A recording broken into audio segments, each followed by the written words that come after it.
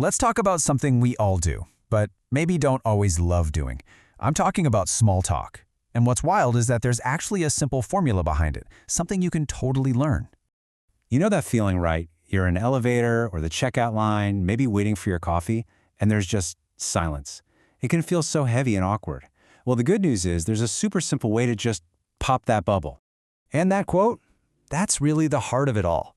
See, small talk isn't about having some deep, meaningful, life-changing discussion. Nope, it's about those tiny, unplanned conversations that just kind of happen, and they make everything feel a little easier, a little more human.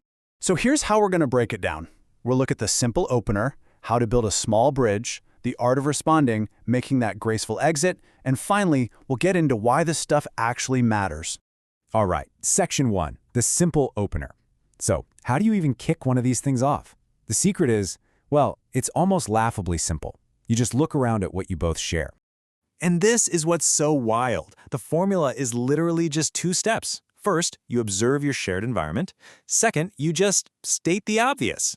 I know, it sounds way too simple to work, but trust me, it's incredibly effective.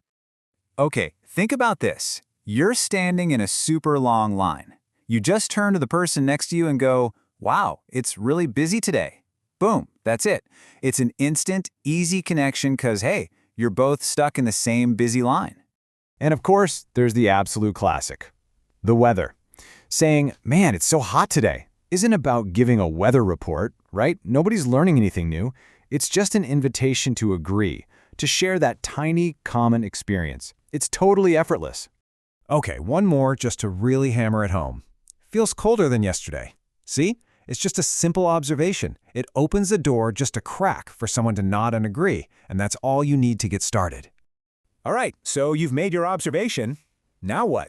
Let's move on to Section 2. This is where we build on that and create a little two-way street. I like to call it building a small bridge. And there are basically 3 ways to do this. You've got your navigational questions like, which floor? Then there are situational ones like, busy day?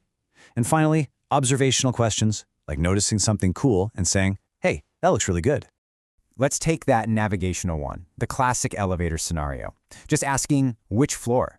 It's so simple, it's functional, but it completely breaks that awkward silence. For a second, you're a tiny team working together. Now, the situational bridge, this one's all about empathy. Asking a barista or a cashier, busy day? It shows you actually see them, you know? You're acknowledging their reality, and it opens the door for a simple, honest, yeah, it's been a long one. And the observational bridge, I love this one because it's so positive. You just notice something they have and ask about it. Like, that looks really good, what did you get? It's like a mini compliment, and it makes for a super easy, friendly little exchange. Okay, let's switch gears. We've talked about starting, but now let's get into the art of responding. Because honestly, how you respond is what really makes that connection click. And the secret ingredient? It's something called affirmation. I mean, just look at the difference here. On one side, someone says something, and the response is just, okay, conversation dead. On the other side, you have a response that actually affirms their feeling. And suddenly, that little connection stays alive. So what is affirmation really? It's not about agreeing with them or trying to solve their problems. Not at all. It's just showing that you heard them, that you get it, even for just a second. So let's say someone says, I didn't sleep well last night. Instead of just shrugging, a perfect affirmative response is, oh no, that's the worst. Hope you get some rest later. See? You validate their feeling and you add a little bit of kindness. And hey, this totally works for good stuff too. Someone's like, I just finished everything I had to do. You can share in that little win by saying, nice, that must feel good. It's really just about matching their energy. Okay, on to our next section, the graceful exit. Because you got to remember, these little chats aren't meant to go on forever. They're supposed to be brief. So ending them smoothly is just as important as starting them. And you guessed it, just like the opener, the close is beautifully simple. A nice, warm, hey, nice talking to you, have a great day, is basically the universal signal that, okay, this was great, and now we're done. It's friendly, it's polite, and it wraps everything up on a high note. All right, so we've gone through all the mechanics, the step-by-step.